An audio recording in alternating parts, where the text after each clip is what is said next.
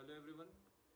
तो जो sir first topic मैंने चूज करा है आप लोगों से शेयर करने के लिए वो है क्लासेस ऑफ क्रिमिनल कोर्ट्स और क्रिमिनल कोर्ट्स के जो जजेस हैं उनकी पावर। ये इंपॉर्टेंट टॉपिक है क्योंकि अगर आप किसी भी क्रिमिनल केस में फंसते हैं तो जिस कोर्ट में आपका केस जा रहा है उससे ही आपको एक आइडिया हो जाता है कि आपको कितना पनिशमेंट मिल सकता है। क्रिमिनल कोर्ट्स की जो हिरार्की है उसमें सबसे ऊपर हाई कोर्ट आता है, उसके नीचे सेशंस कोर्ट आता है। आप लोग सोच रहे होंगे हाई कोर्ट के ऊपर सुप्रीम कोर्ट क्यों नहीं आता।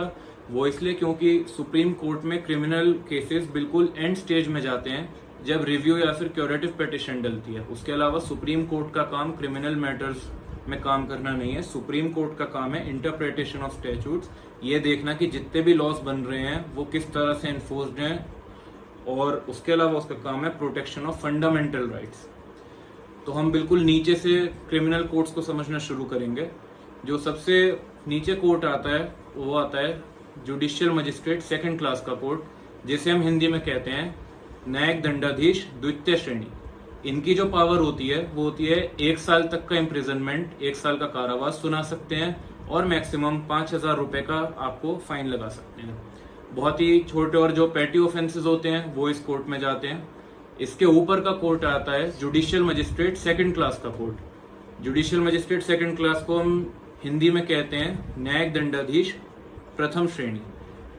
इस कोर्ट के जो जज की पावर है वो होती है 3 इयर्स तक का आपको इम्प्रिजनमेंट दे सकते हैं वो, और 10,000 रुपए तक का फाइन लगा सकते हैं। इसके ऊपर आता है चीफ जुडिशियल मजिस्ट्रेट का कोर्ट, जिन्हें हम हिंदी में कहते हैं मुख्य न्यायिक दंडाधीश। इनकी पावर क्या होती है 7 इयर्स तक का आपको इम्प्रिजनमेंट दे सकते हैं, और जो ये फाइन इंपोज करते हैं उस फाइन की कोई लिमिट नहीं होती।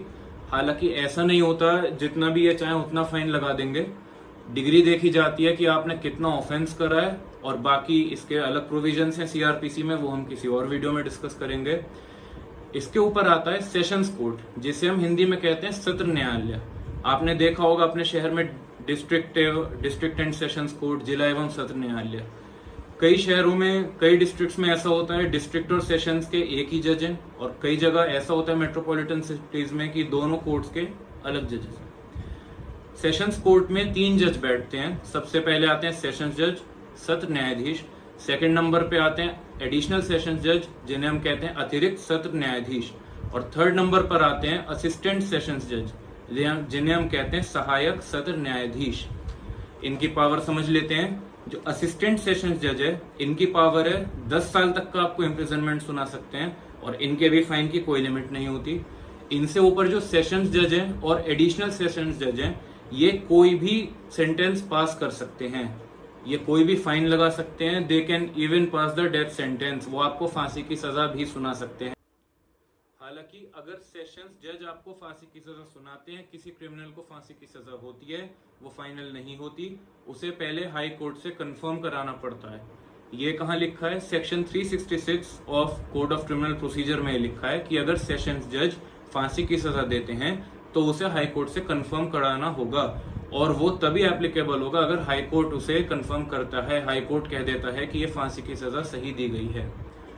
इसके ऊपर सबसे ऊपर आता है क्रिमिनल लीगल सिस्टम में हाई कोर्ट, और high court has the power to pass any sentence provided by the law. High court कोई सा भी ऐसा सेंटेंस आपको दे सकता है जो हमारा लॉ कहता है। अब इसके ऊपर जब सुप्रीम कोर्ट बचता है, जब सारा क्रिमिनल ट्रायल हाई कोर्ट तक आके खत्म हो जाता है, तब सुप्रीम कोर्ट में जो एक्यूज पार्टी अगर वो अनसेटिस्फाइड है वो रिव्यू पिटीशन डाल सकते हैं, क्यूरेटिव पिटीशन डाल सकते हैं। आपने रिसेंटली निर्भया केस में देखा होगा, जो एक्यूज के एडवोकेट थे, एडवोकेट एपी सिंह जी, उन्होंने फांसी से बिल्कुल पिछली रात तक भी क्यूरेटिव पिटीशन वो डालते रहे थे सुप्रीम कोर्ट में।